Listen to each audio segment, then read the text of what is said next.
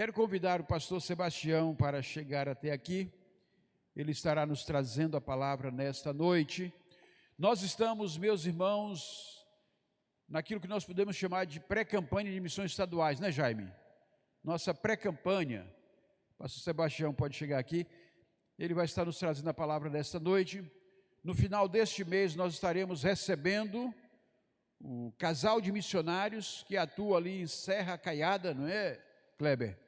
Vão estar conosco no último domingo deste mês de junho, e naquele domingo nós estaremos oficialmente lançando a nossa campanha de missões estaduais, né? Tudo para Ele é o tema deste ano. Então, no mês de julho, estaremos dedicando uma atenção maior a missões estaduais. Mas nós temos aqui pastor Sebastião, que é da nossa congregação ali no Guarapes, mas também um missionário da nossa convenção, e por muitos anos tem servido ao Senhor nesse ministério. Deixou a realidade europeia do sul do Brasil, veio para o sertão do Nordeste, lá para Jucurutu, quando nós plantamos lá uma igreja. Ele foi o primeiro pastor a assumir Jucurutu depois das missionárias que ali estiveram.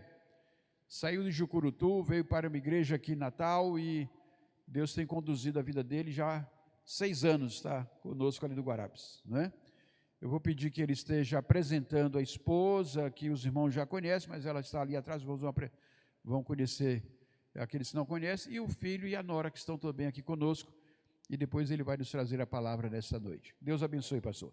No final, nós estaremos com Juliana trazendo aqui alguns slides, algum material, né, Júlio, para a gente poder dar a você a oportunidade de conhecer um pouco mais o que é uma operação Jesus Transforma, e assim, né, deixar que o seu coração se aqueça para participar conosco, né, da operação Jesus Transforma em julho lá no Guarapes. Nós precisamos de 10 pessoas pelo menos 10, para montar uma base ali, e queremos de 14 a 21 de julho invadir cada casa, cada família de Guarapes, levando a palavra.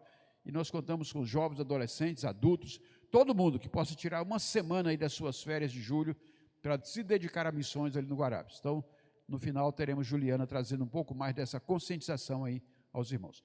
Fique à vontade, pastor.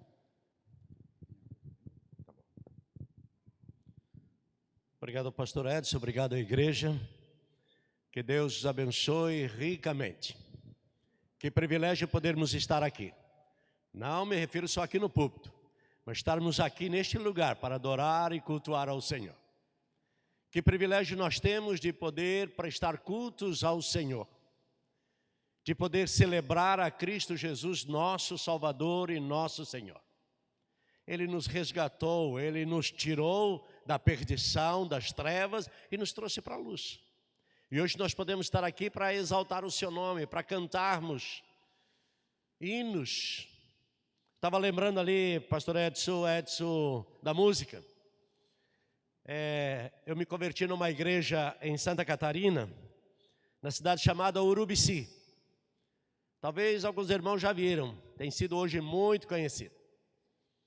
E era uma igreja de imigrantes diletos da antiga União Soviética, da Letônia, da Estônia, da Lituânia. E eu me converti ali.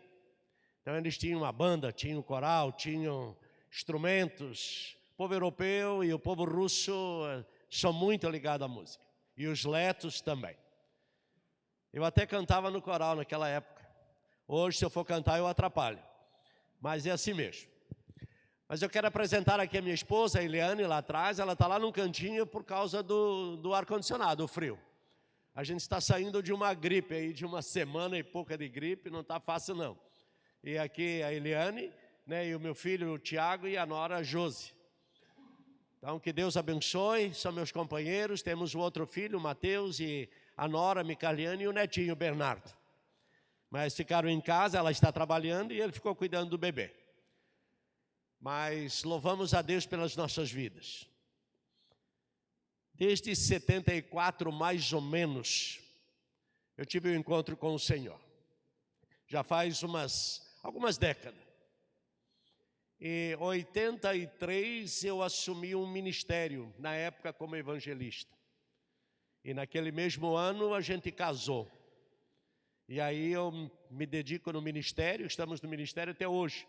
Teve alguns pequenos intervalos, quando eu fui estudar, fazer teologia em Curitiba. Então a gente ficou um tempo parado assim de um ministério, mas sempre trabalhando com igrejas. E louvo ao Senhor porque todo esse tempo o Senhor tem nos conduzido, tem nos guiado, Ele tem nos guardado, Ele tem nos sustentado, Ele tem provido todas as coisas que precisamos. Podemos não ter tudo o que queremos, mas temos tudo o que necessitamos. Ele é fiel à sua promessa, Ele é fiel a cada um daqueles que confiam nele e descansam nele. Por isso, desde já, eu quero fazer o apelo para os irmãos, aí para o mês que vem, aí o Resgatando Vidas aí com a Operação Jesus. Amém? Então, dedique um pouquinho, aproveite, seja grato ao Senhor por esse tempo aí e possa usar o tema da campanha, tudo para Ele. Menos para nós, mais para Ele. Menos para mim, mais para Ele. Que nós possamos realmente aprender a confiar no Senhor. E como o pastor Edson disse, Jucurutu, quando eu fui para lá, era uma congregação, trabalho daqui, iniciado pelos missionários. E foi um termo de bênção. Hoje eles estão de aniversário esse final de semana. 25 anos. Muitas vidas passaram por ali, muitas vidas foram alcançadas. Muitas vidas o Senhor salvou e tem salvado ali naquela cidade de Jucurutu. A semente que foi lançada ali foi uma semente que multiplicou, prosperou, cresceu e tem crescido. E nós agradecemos ao Senhor. Ali também nós somos pioneiros no programa da rádio, fomos os primeiros a ter o programa em rádio ali, rádio em Jucurutu. E continua até hoje o programa, não na mesma intensidade quando eu estava lá, que era todo dia praticamente. Era de segunda a sábado. Hoje só tem no sábado ainda a programação. Mas eu agradeço a Deus pelo tempo que Ele nos preparou ali naquele lugar. Acho que Ele nos trouxe para uma prova, primeiro ali em Jucurutu, calor de um extremo do sul para um extremo de calor ali. E de lá Ele tem nos conduzido por aqui, já estamos aqui, vai fazer 18 anos que estamos aqui no Rio Grande do Norte. Já estamos quase que falando um pouco nordestino, né? Mas ainda a gente se engana quando encontra alguma pessoa e ele diz, não, vocês são da onde mesmo? Digo, gente, não é fácil perder o sotaque, não é fácil a gente deixar o sotaque da nossa terrinha lá em Santa Catarina, Florianópolis. Somos de lá, origem de lá. Tanto eu como a minha esposa, os filhos, o Tiago também. A filha nasceu em Curitiba, no período que eu estava fazendo seminário, e o outro mais novo nasceu em Blumenau, quando já estava pastoreando lá. Deus tem nos abençoado muito na nossa jornada e na nossa caminhada. E hoje a gente vai compartilhar um pouquinho daquilo que a Bíblia fala para nós. E eu estava ainda pensando, é difícil a gente pregar sem que a gente envolva missões no meio. Porque, na verdade, toda a igreja, todo o trabalho da igreja é uma obra missionária. O trabalho da igreja aqui, da primeira igreja, é um trabalho missionário. Foram missionários que vieram para cá. Toda a parte, em todo canto. O primeiro trabalho batista que nós tivemos no Brasil foi trabalho missionário. De pessoas que deixaram sua terra, sua pátria e vieram para cá para pregar o Evangelho. E nós estamos dando continuidade, estamos prosseguindo, estamos caminhando, estamos anunciando. Mas ainda falta tanto. A igreja não tem acompanhado o crescimento demográfico das cidades, dos bairros, das vilas, não tem. Os bairros crescem, as cidades crescem, as vilas crescem, mas a igreja continua ainda se arrastando muitas vezes nesse meio de crescimento que hoje nós temos. Mas nós precisamos continuar. A mensagem do Evangelho, a palavra do Evangelho, ela vai alcançando os corações. Nós não podemos imaginar a dimensão que ela é. Na pandemia, então, quando as igrejas ficaram fechadas, quantas pessoas disseram, e agora, pastor, a igreja vai fechar? A igreja não vai ter mais culto? A igreja não vai se reunir mais? Diga, a igreja somos nós. Fechou o templo, fechou a casa, fechou o prédio, mas a igreja somos nós. Nós continuamos livres para falar com Deus, para adorar a Deus, para cultuar a Deus, para cantar louvores ao Senhor. Nada pode impedir. Não existe nada que possa barrar a adoração da igreja, o louvor da igreja, o culto da igreja. Nem as prisões, nada que tiveram, nem o Coliseu pôde realmente calar a igreja. A mensagem do Evangelho, ela é livre. E aí, nesse período de tempo, me veio a ideia de gravar uns devocionais. E eu gravei um manancial, o nosso manancial. Passei a gravar todos os dias, lá na pandemia, no início da pandemia, e continua até hoje. Já faz uns anos que nós estamos nessa lida. E hoje eu mando esse devocional todos os dias para mais ou menos umas 500 pessoas, toda parte, batistas, não batistas. E eles mandam para outros, e vai para várias partes do mundo. E as pessoas, volta e meia, tem irmãos que mandam para mim algum retorno daquilo que tem sido na vida delas, uma palavra para aquele dia, uma palavra para aquele momento, para as famílias. Como tem sido bom, nós não imaginamos como o Evangelho pode alcançar as pessoas, porque nós pregamos para um grupo de pessoas, mas esse grupo prega para outro grupo e assim vai. E nós formamos uma cadeia de homens e mulheres, um grande exército de Deus anunciando a mensagem de Cristo, a mensagem que salva, que restaura, a mensagem que liberta, a mensagem que traz vida nova, a mensagem que reconcilia o homem com Deus. É isso que a igreja faz, é anunciar o Salvador Cristo Jesus. E nós louvamos ao Senhor por isso. A mensagem do Evangelho ela é poderosa, ela é maravilhosa. Nesse ano a gente viajou para o sul e nós passamos Belo Horizonte e eu encontrei um grupo de irmãos que trabalham na tradução da Bíblia para a linguagem de surdos. O Novo Testamento todo já está traduzido na linguagem de sinais. Tem um irmão aí, o irmão lá em cima, que ele fez Libra conosco na época da convenção brasileira aqui que teve. E é impressionante, todo o Novo Testamento, e eles estão trabalhando agora para o Velho Testamento, toda ela em Libras. Então não há mais desculpa. O apóstolo Paulo diz, como ouvirão se não há quem pregue? Ou ele poderia dizer, como ouvirão se não tiver ninguém que fale a linguagem de sinais? Mas hoje tem a mensagem transmitida para o coração de todas as pessoas. Quando estávamos em Curitiba, tem grupos grandes lá de surdos e de cegos. E eu tinha um casal que fazia teologia lá comigo e eles trabalhavam com cegos. São muitos, é um grupo grande e é um grupo dependente. Então é uma missão que cada um pode fazer, desde que seja chamado para fazer aquilo. E nós somos chamados para pregar o Evangelho. Eu fui chamado para pregar o Evangelho. Eu era novo ainda, eu nem casado era. Nós já fizemos 41 anos de casado. É pouco tempo ainda, mas já estamos aprendendo. Ainda estamos aprendendo. E o Senhor tem nos ensinado muito. E louvamos ao Senhor porque nesse tempo que o Senhor Deus tem nos sustentado e tem nos fortalecido e nos guardado, Ele tem nos dado muitas alegrias e tem dado paz ao nosso coração. E sei que Ele é fiel para cumprir todas as promessas dEle em nossas vidas. Ele é grande, Ele é maravilhoso, Ele é bom, o tempo todo, e o tempo todo Ele é bom. Amém? Vamos ler Gênesis capítulo 12, alguns versículos. E eu vou falar aqui de um personagem que os irmãos conhecem, talvez o pastor Edson talvez até pregou já aqui, sobre Abraão, chamado de Abraão. Mas ele se identifica com todos nós.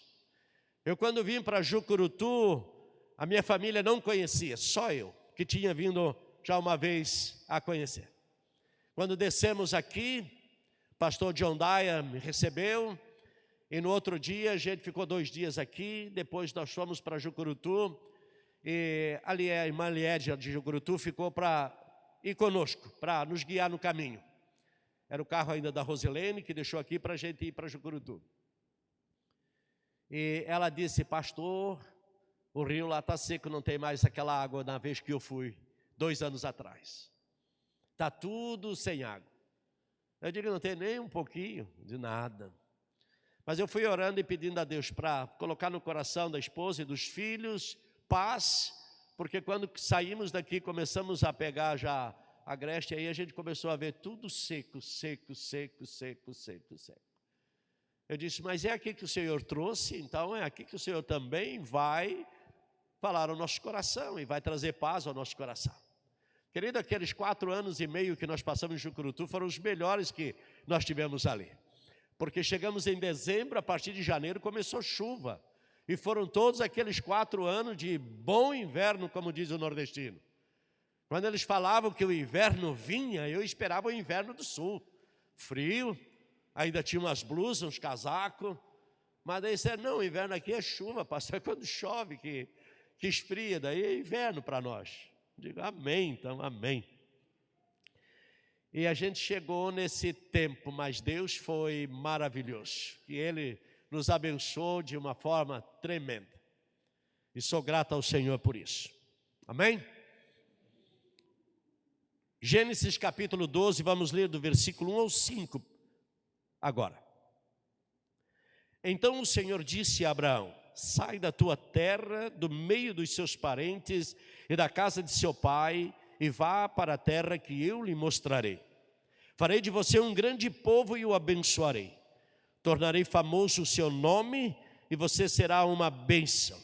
Abençoarei os que o abençoarem e amaldiçoarei os que o amaldiçoarem. E por meio de você, todos os povos da terra serão abençoados. Amém. Vamos orar? Pai Celestial, nós agradecemos pela Tua palavra.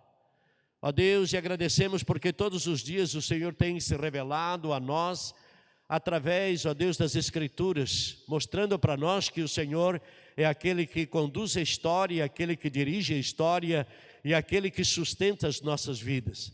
Muito obrigado, ó Deus e Pai, por esta noite. Muito obrigado pela Tua igreja aqui reunida, ó Deus e Pai, adorando, louvando.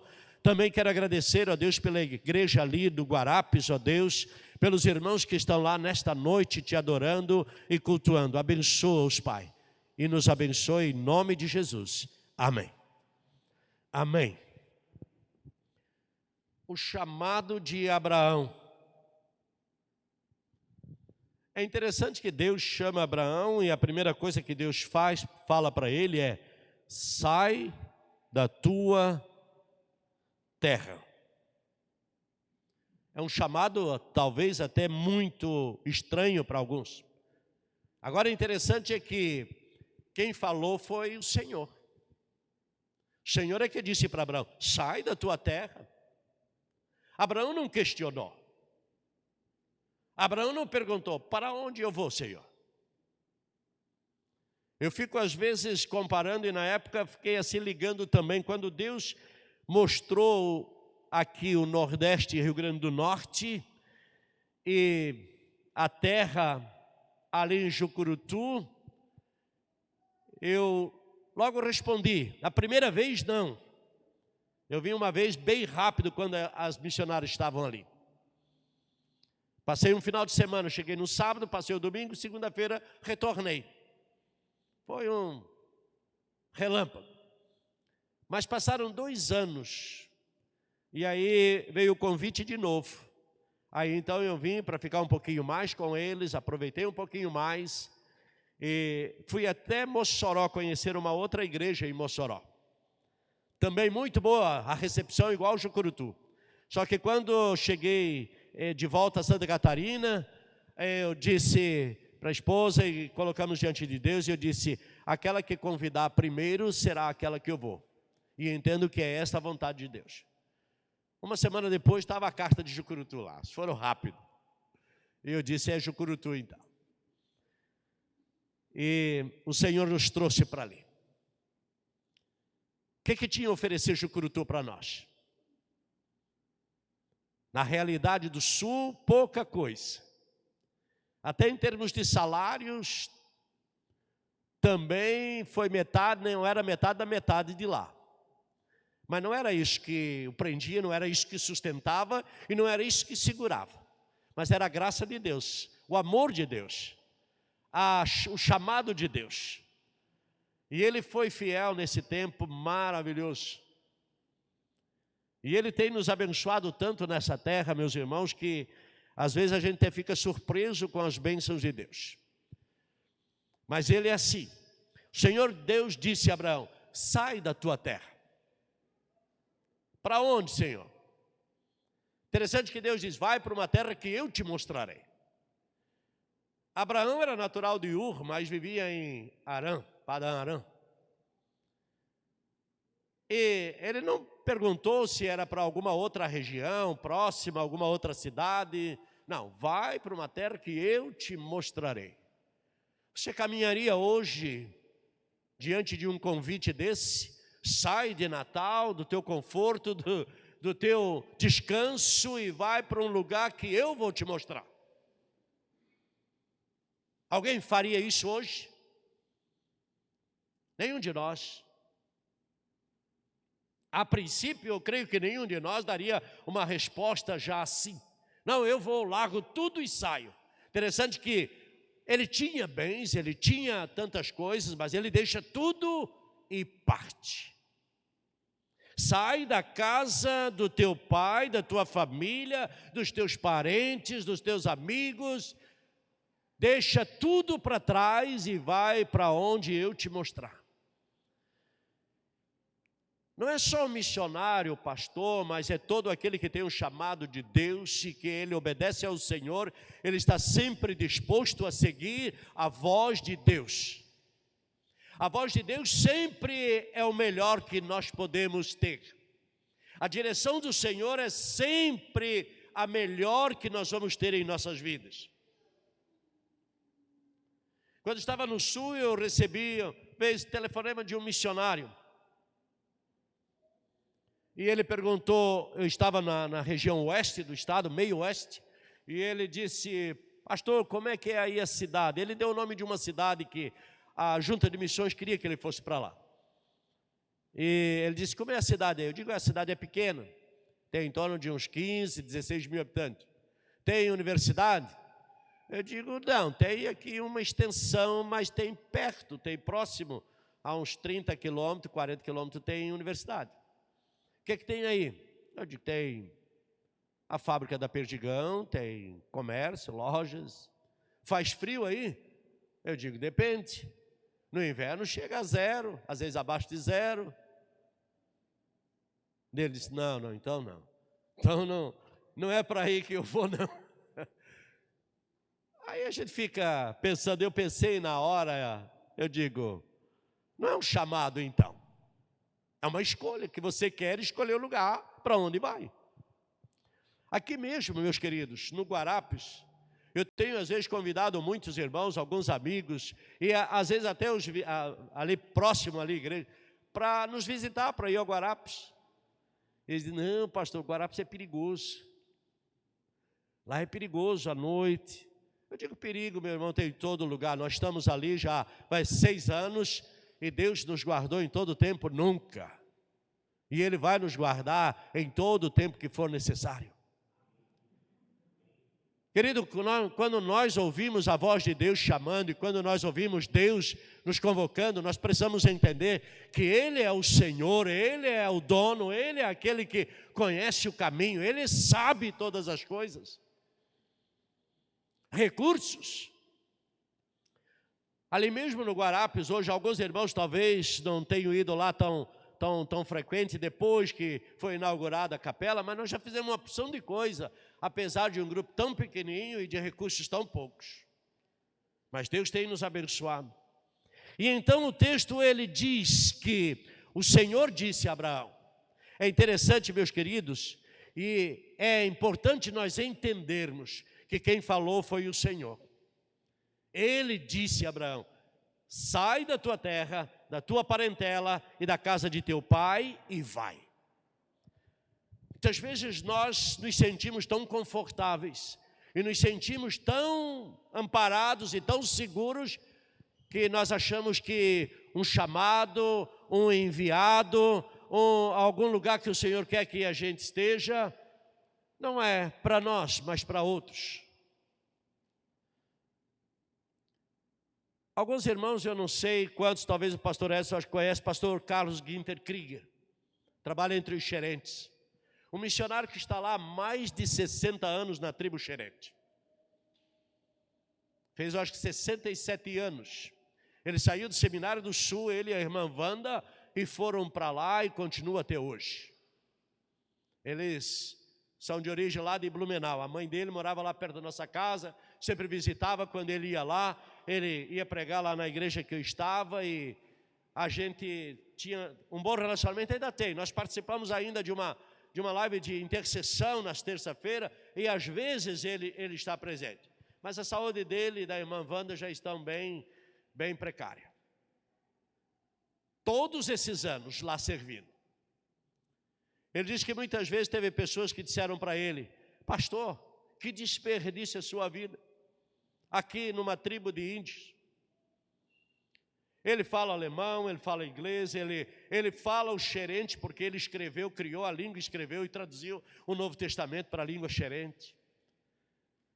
Ele conhece e lê grego, ele tem um conhecimento fantástico. Disseram para ele: o senhor podia ser reitor de uma universidade. Mas ele disse: mas eu sou embaixador dos céus, sou embaixador de Cristo. Ele compartilhando, ele disse: você não sabe, pastor Sebastião, quanto Deus já fez através desses índios. De muitos deles dali já saíram formados, serem professores, alguns na área política, como vereador local ali na região de Miracema, ali no Tocantins. Deus faz a sua obra. Tem índio pastor que prega o evangelho nas tribos e serve ao Senhor ali. Eu conheci agora no retiro que nós tivemos de missionários, um pastor que é índio, trabalha aqui numa comunidade aqui, na divisa com a Paraíba, ali naquela regiãozinha de Coqueirinho, por ali assim. Pastor João. Eu até gravou um corinho, os 2 corinhos na língua tupi-guarani. É isso que faz. Deus transforma o coração das pessoas. Deus transforma o coração de homens e mulheres para que eles possam obedecer ao chamado de Deus, à voz de Deus. Se um dia eu não tivesse ouvido a voz do Evangelho, meus queridos, eu não estaria aqui compartilhando. Talvez nem estaria, vivo nesse mundo, porque Deus já me livrou da morte algumas vezes. Eu tinha uns 3 a 4 aninhos, eu caí numa cisterna, daqueles poços que se faz em casa, lá em Urubici. Tinha uma caixa que ficava a tampa fechado, e eu brincando por ali com um carrinho, eu subi e a tampa estava aberta. E eu caí. Mas como Deus sabe e tem um plano para tudo, a minha irmã foi buscar água. E quando ela desce o balde, ela viu que eu estava boiando, voltando, já tinha ido fundo e estava subindo. E aí gritou então a vizinhança e ali um rapaz que tinha ali, ele desceu pelas beiradas, né, daquele poço e me tirou. E esse rapaz, ele faleceu num acidente de carro trágico, que eles contaram depois. Foi juntado o corpo dele com a pá no asfalto. Mas ele me salvou. Eu conhecia ele. Depois de um tempo mais tarde, já tinha aí uns 10 anos para frente, como a gente vivia em sítio interior, eu rolei com um animal lá a gente chama serra, coisa assim. Estava buscando gado naquele mato e o animal apressado, aquele animal assim de lida de campo. Aí quando chegou bem em cima, ele não conseguiu mais, ele virou e eu virei de costa. Graças a Deus que eu não estava com o pé no estribo. Estava com as pernas levantadas por causa dos espinhos. Mas o animal rolou e deu um suspiro, bateu embaixo nas pedras, deu um suspiro e morreu ali mesmo. Deus me salvou mais uma vez. E uma outra vez, uma terceira vez, quando estava em Curitiba, e esse era ele, né, que estava com sarampo, né? Criança dá trabalho. ele tinha problema de bronquite asmática muito forte, era difícil. E eu tinha ido para Laranjeiras, perto de Foz do Iguaçu, fazer um serviço para a convenção, uma nova casa onde iam os missionários para lá. Então, fui lá preparar a casa. Eu trabalhava de marceneiro, de carpinteiro, essas coisas assim. Então, a convenção pediu lá o pastor Valtair, e eu fui para lá. Daí ela foi junto com ele e tinha a Thalita junto, né? Já tinha a Thalita. E lá ele deu uma crise. Fomos no hospital. Botaram ele num quarto junto com um menino que estava cheio de sarampo, estava infestado. Pegou também. Aí voltamos para Curitiba. De Curitiba eu fui levar ele em Florianópolis para deixar lá na casa da minha sogra. E eu poder então ir fazer o trabalho e continuar estudando. E na volta de Florianópolis para Curitiba, assim uns 15 metros, eu ia atrás de um ônibus, no morro que tem ali, antes de chegar a Camboriú. Hoje tem um túnel, mas na época era pela estrada mesmo. Uns 15 metros eu atrás de um ônibus da Catarinense, apaguei. E quando acordei, eu estava lá embaixo, uns 15 metros lá no barranco abaixo. Nada aconteceu. Só o carro que desceu, mas também não capotou, nada. Bateu num arbusto e desceu a rampa abaixo. Podia ter cochilado e ido para a esquerda. Aquela época a BR-101 era só uma mão, era via dupla. E se eu pego a esquerda ali que descia carreta, caminhão, o motorista viu, quando ele fez a curva que viu entrar no mato, ele conhecia aquilo, ele parou e foi, aí veio, eu estava subindo, ele disse: o que houve? Eu vim ali e vi você entrar, mas eu sei que não tem estrada aqui. Deus me deu mais um livramento. E daí para cá eu tenho procurado cuidar, para que Deus esteja sempre com a sua mão nos guardando e protegendo. Porque agora é um pouco mais difícil. Quando é novo ainda escapa, vai, mas depois de... Até cadeira agora, subir em cadeira, escada, tem que cuidar. Ou botar o colchão do lado, né? Cair em cima. Mas tudo bem, irmãos. Deus faz as suas coisas assim. E se Ele nos trouxe para cá, porque Ele tem plano para as nossas vidas. E continua tendo. Muitas vidas foram alcançadas através das nossas vidas. Como o Senhor Deus diz para Abraão: sê tu uma bênção. Vai para a terra que eu te mostrarei, diz o Senhor. E Ele diz: e de ti farei uma grande nação. E te abençoarei e te engrandecerei o nome. E Ele diz: e sê tu uma bênção. Queridos, essa mesma mensagem que Deus deu para Abraão, Ele dá para todos nós. Todos nós. Todos nós temos um chamado. Todos nós somos missionários.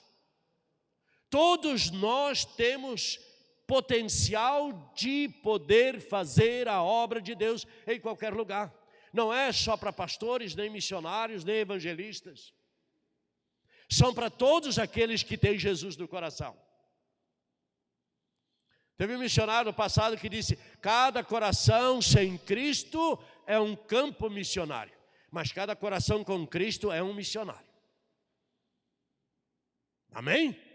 Então, se Cristo está no seu coração, você é um missionário, uma missionária. Na sua escola, no seu prédio, na sua vizinhança, no seu condomínio, na sua rua, no seu trabalho, em todo lugar, somos missionários. Somos chamados para testemunhar, para proclamar as boas novas de Jesus. E a ordem que Deus deu a Abraão é a mesma que Ele dá para nós: sê tu uma bênção. Deus não está dizendo, se nós pudermos, seremos. Não, sê tu uma bênção. É bem enfático, é bem direto. Deus não está colocando uma possibilidade: se vocês tiverem tempo, podem ir, se vocês não tiverem nada que fazer e quiserem ir, não. Sê tu uma bênção. Assim como a ordem de ir e pregar o Evangelho. Deus diz para todos nós: ide e pregai o Evangelho. Ide. É um verbo contínuo, é uma ação contínua. enquanto estiver andando, enquanto estiver trabalhando, enquanto estiver por aí, vá falando, vá anunciando. Às vezes nós achamos que a obra missionária, que a mensagem do Evangelho é só para o pastor, é só para o missionário, é só para aquele que foi enviado para fazer isso. Não, todos nós. A igreja que pregou o Evangelho na época em que me converti em Urubici era uma igreja que, na época, muito pouco pastor, por ser interior. Ela teve alguns pastores, mas passava às vezes um ano, pastor, às vezes nem um ano, por causa chegava o frio, o inverno, eles logo saíam. Então ela passava 2, 3 anos sem pastor, mas ela sempre teve uma liderança forte, que conduzia, que liderava, que dirigia, que tinha escola bíblica, que tinha juventude, que tinha crianças, que tínhamos ponto de pregação. Hoje eu falo para eles, hoje muitas vezes os crentes, eu falo no Guarapes, pego muito no pé dos irmãos do Guarapes. Eu digo, vocês são a única congregação tão privilegiada, moram aqui ao redor, ninguém precisa nem de bicicleta para ir para o culto, tão pertinho que é, mas chegam atrasados, culto é 6 horas, mas chego 6h10, 6h20, 6h40. Aí eu brinco com eles, eu digo, irmão, perdeu o ônibus hoje, ó. Chegou tarde. Eu digo, nós precisamos levar a sério as coisas. Naquela época lá em Urubici, quando eu aprendi, comecei a ir para a igreja, tinha oração de manhã, tinha escola bíblica, tinha culto. De tarde nós tínhamos ponto de pregação, trabalho missionário hoje, né? E não ficava pertinho, era 4, 5, 6 quilômetros em estrada de chão. Poeira, quando passava um carro, que não era muito também que tinha na época, mas quando passava, metade da turma desaparecia na poeira.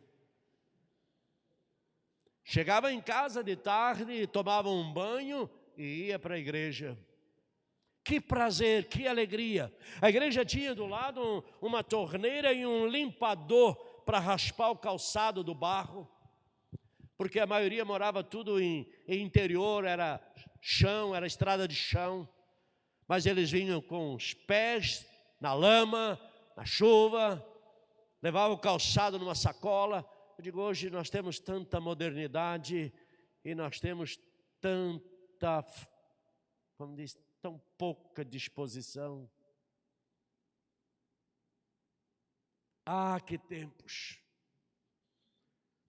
Aqueles irmãos antigos contavam dos trabalhos e hoje a gente vê algumas fotos, algumas coisas assim dos irmãos no norte, como diz, no leste europeu, naquela região da Rússia, da Escandinávia ali.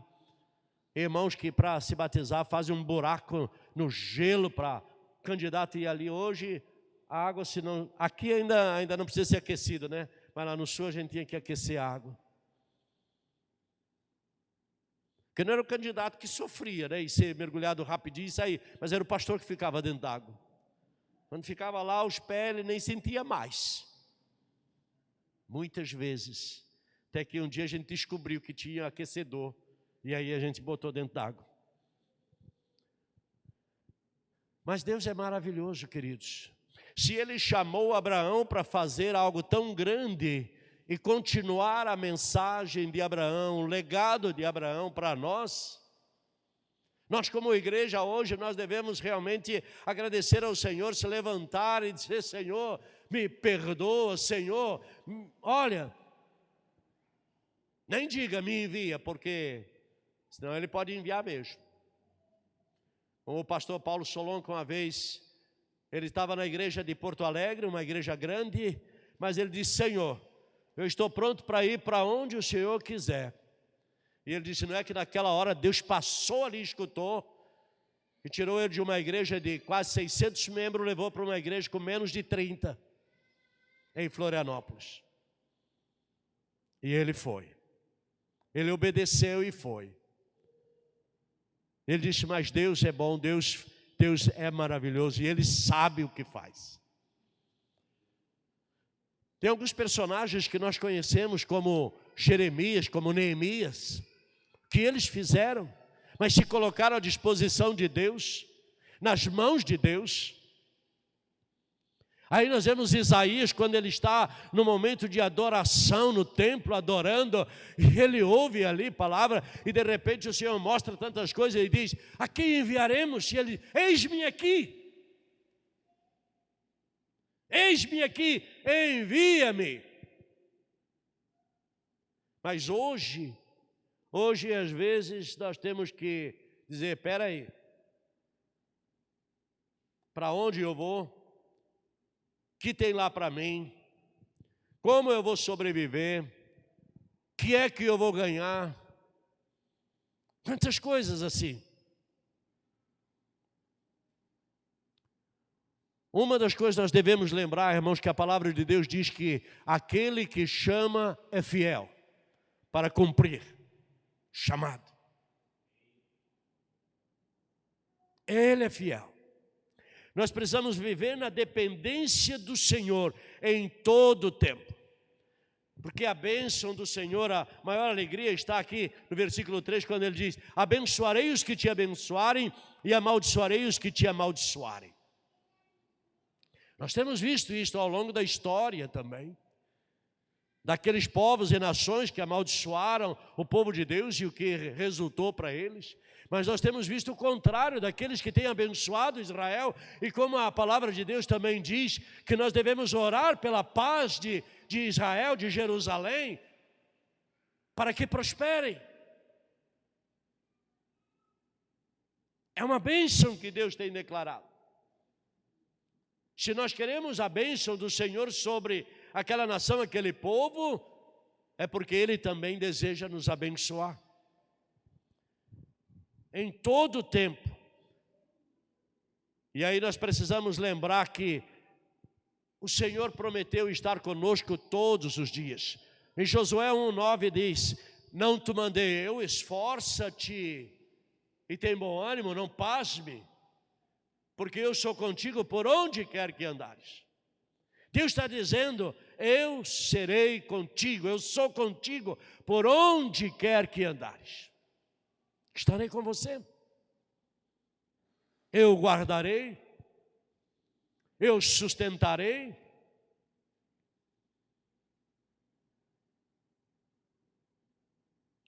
Ontem e hoje, na leitura de Êxodo ali, fazendo, quando Deus deu a eles carne e deu a eles pão, maná, e quando veio a primeira vez, eles perguntaram: o que é isso? O que é isso que... Isso é o pão que Deus vai dar para vocês. Por anos, vocês vão ser sustentados. E eu creio que não tinha nenhuma padaria, e até hoje nenhuma padaria, que pudesse produzir aquilo que Deus deu para eles. O que Deus tem para nós sempre é o melhor. Sempre. Lembra da ilustração de uma menina quando no Natal, aquelas famílias que costumam faziam, hoje muitas nem tem, mas faziam aqueles pinheirinhos grandes, pacotes, presentes, tudo. E daí no dia seguinte todos recebiam os presentes. E a menina foi e pegou um presente que estava lá do seu pai. E daí todos abriram e ela não abriu aquele presente. E perguntaram para ela: você não vai abrir o presente que o seu pai deu? Você não vai ver o que ele deu para você? Ela disse: não, porque papai sempre me dá coisas boas. Queridos, se nós temos uma imagem do nosso Pai terreno, de coisas boas, imagine do nosso Pai celestial. Ele só nos dá coisas boas. Ele só derrama sobre as nossas vidas coisas maravilhosas. Ele está no comando. Mar se revolta, confie nele. Ele está com você, então o barco não vai afundar. Há dificuldades, há lutas na nossa vida, há provações, há adversidades no nosso caminhar. Ele está conosco, então não tem do que temer, porque Ele vai nos dar saída, Ele vai nos ajudar, Ele vai nos dar sabedoria, Ele vai nos conduzir pela terra que Ele prometeu nos conduzir. Vai para uma terra que eu te mostrarei. Ele sabe qual é. Ele sabe o lugar, Ele conhece. Caminhar pela fé. Às vezes para muitos hoje parece ser tão difícil caminharmos pela fé. Mas quando nós experimentamos e confiamos no Senhor, vale a pena nós descansarmos, nós confiarmos nele, na palavra dele, porque a palavra dele não falha, a palavra dele não muda. Ele é o mesmo. Nós citamos que ele é o mesmo ontem, hoje e sempre. Mas muitas vezes nós ficamos só com aquele Deus do passado, Deus que fez maravilhas, Deus que abriu o mar, o Deus que resolveu tantas coisas. E hoje? Nosso mundo é diferente. É o mesmo mundo. Talvez a nossa visão seja diferente. Mas o mesmo Deus que conduziu Abraão é o mesmo Deus que nos conduz. O mesmo Deus que fez maravilhas no passado é o mesmo Deus hoje. O mesmo Deus que chamou tantos homens para segui-lo, para realizar coisas maravilhosas, é o mesmo Deus que nos chama hoje. O mesmo Deus que diz: não te deixarei, não te abandonarei, jamais te deixarei, jamais te abandonarei. É o mesmo Deus hoje. É o mesmo Deus. A gente vê Deus transformar o coração de pessoas. É tremendo. Eu lembro lá de Jucurutu, 2, 3 homens lá. Dedé de Tomé. Quando eu cheguei lá, eu conheci logo no início. Lembro o dia, 10 de janeiro, ele foi na igreja. Era um alcoólatra desde os 12 anos. Ele estava com 48, 49 anos. Magro. Era só esqueleto. Ele não tinha casa, ele vivia na rua, dormia na rua. E quando achavam ele caído, meio quase que em coma de tanta bebida, levava para o hospital. Lá ele tomava soro, tomava remédios, melhorava, saía, voltava tudo de novo. Era ele e um irmão dele. Ele foi para a igreja nesse dia 10 de janeiro. Uma Anatônia convidou ele. Ele foi.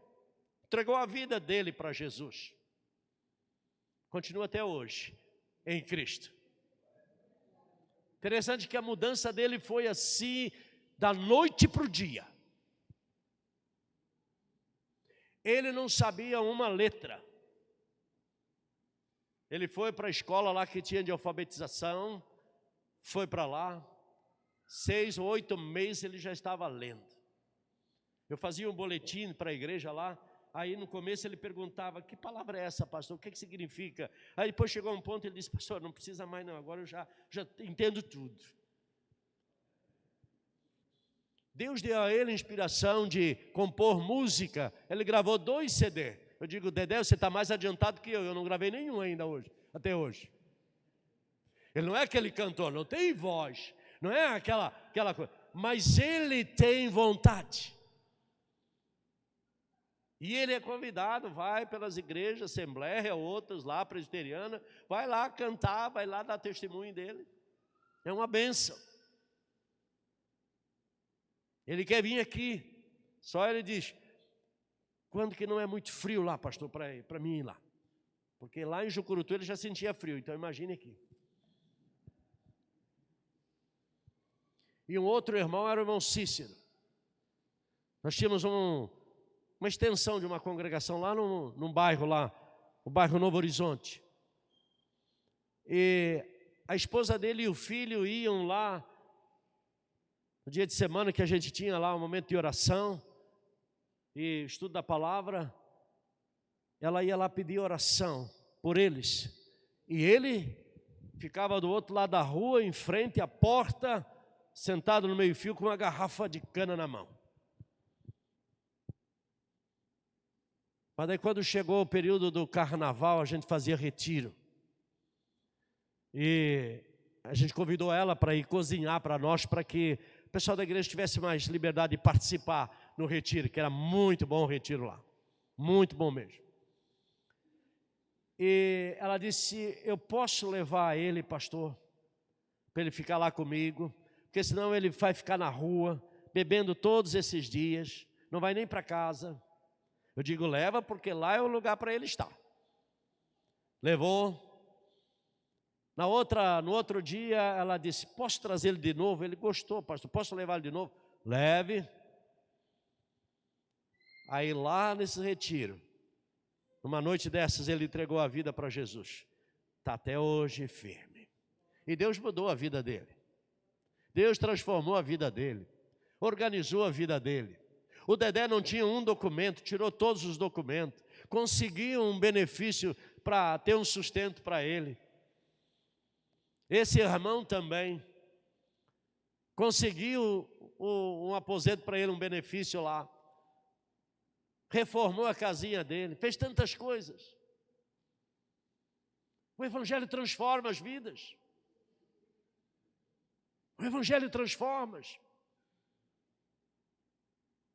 Eu lembro de um irmão lá no sul, quando eu era estudante de teologia, trabalhava numa igreja, numa outra cidade, e um senhor foi para lá e ele se converteu, entregou a vida a Jesus. Era um alcoólatra também. Aí um dia ele testemunhando, ele estava no mercado comprando algumas coisas lá, e daí alguém chegou para ele e disse, não, ele estava comprando um frango lá, daí alguém disse para ele, opa, hoje vai ter um franguinho. Ele disse, porque antes tudo que eu tinha eu gastava na cachaça, agora eu gasto em comida. A vida mudou, transformou. E tinha um outro casal que era o casal alcoólatra, sabe aqueles que andam de mão dada e de braço dado? Eles vendiam a garrafa para comprar mais um gole de pinga. Esses se converteram também, os dois, e aí a vida deles mudou também, porque as pessoas começam, até da cidade, começam a notar a mudança, deram um pedacinho de terra lá para ele, deram umas madeiras, construíram uma casinha para eles. Irmão Dedé também, quando ele fez 50 anos, eu levei ele para a rádio para dar um testemunho, fazer uma entrevista com ele. Quanta gente da cidade ligaram para lá para dar os parabéns. O Menezes lá da Del Raíssa passou lá em frente à igreja, parou para entregar para ele uma camisa. As pessoas começam a ver a transformação, a mudança na vida das pessoas. E sabe tudo isso por quê? Por causa de nós. Por causa de nós que nos importamos, por causa da igreja que tem a sua missão, que é anunciar Cristo. Que é levar o Evangelho que traz vida, que muda as cidades. O Evangelho vai mudando os corações, vai mudando as pessoas. Só o Evangelho tem o poder de transformar as vidas. Nada mais. Só o Evangelho tem o poder de transformar sociedades, bairros, comunidades. O Evangelho chega ali, ele traz vida nova, ele traz esperança. E é esse Evangelho que nós anunciamos. O Evangelho que é o poder de Deus, o Evangelho que é Cristo Jesus, o Salvador, o Redentor. Por isso, quando Abraão é chamado, ele não questiona, ele não faz pergunta, ele não procura realmente saber para onde ele está indo, o que tem lá, não. Ele simplesmente obedece ao Senhor. Se der para levar as coisas, levamos, se não der, deixe, Deus vai prover. Se der para nós carregarmos, vamos carregar, senão obedeça e vá. O Senhor, Ele sabe o que é que nós precisamos. Ele sabe de todas as coisas. Na época de seminário, ele era pequenininho, Tiago. Eu lembro lá uma noite, quando eu ia de tarde, saído para ir para o seminário, a Eliane disse, olha, a latinha do leite, ela disse, só tem para agora à noite, não tem mais depois. Eu digo, Deus proverá. Deus proverá. Oramos, confiamos no Senhor e eu fui. Eu tinha passagem também para aquele dia, para o seminário. E eu morava a uns 23 quilômetros mais ou menos do seminário. Morava numa cidade chamada Piraquara. Aí quando eu volto à noite, ela está acordada ainda e com um sorriso, né, lá na orelha, né, contente. Um enramão, saiu do trabalho, passou no mercado, no Carrefour, que era em Pinhais Caminho, fez as compras e comprou para nós um rancho, um frango com tudo, e uma lata de leite para o neném. E ainda, ele disse, a empresa me adiantou e deu uma folha de vale transporte e sobrou aqui do mês passado. Quero deixar para o irmão Sebastião, para ele ir para o seminário. Dava para mais uma semana de transporte. Deus é fiel. Ficarmos preocupados, inquietos? Não. Deus sabe de todas as coisas. Então vale a pena, meus queridos, confiarmos nele. Vale a pena investirmos na obra de missões. Às vezes podem ver que o trabalho parece não ser muito o crescimento, o progresso dele, mas são vidas que estão ali. Uma vida. Se todos esses anos que eu vim para cá, uma vida só rendida ao Senhor já valeria todo esse tempo. Porque o Senhor Jesus diz que uma alma vale mais do que o mundo inteiro. Então vale a pena investirmos em missões. E daí então o texto continua dizendo, Abraão levou para lá a família que tinha, ele tinha 75 anos quando saiu de Harã. Talvez alguns possam dizer, mas eu já estou velho, pastor, para seguir nessa jornada, esse campo. Abraão tinha 75, se você ainda não tem, ainda está dentro do chamado. Deus chama qualquer um, quem Ele quer. Se você tem ou não idade, tem ou não recursos, Ele capacita aqueles que chama, Ele prepara, Ele envia, Ele sustenta. Amém?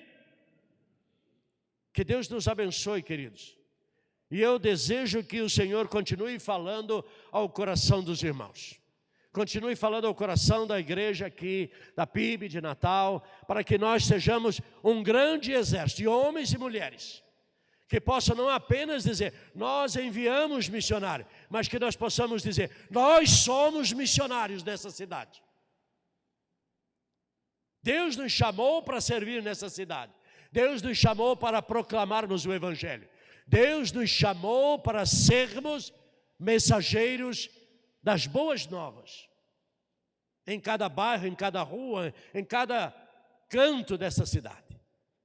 E aonde quer que o Senhor nos mandar.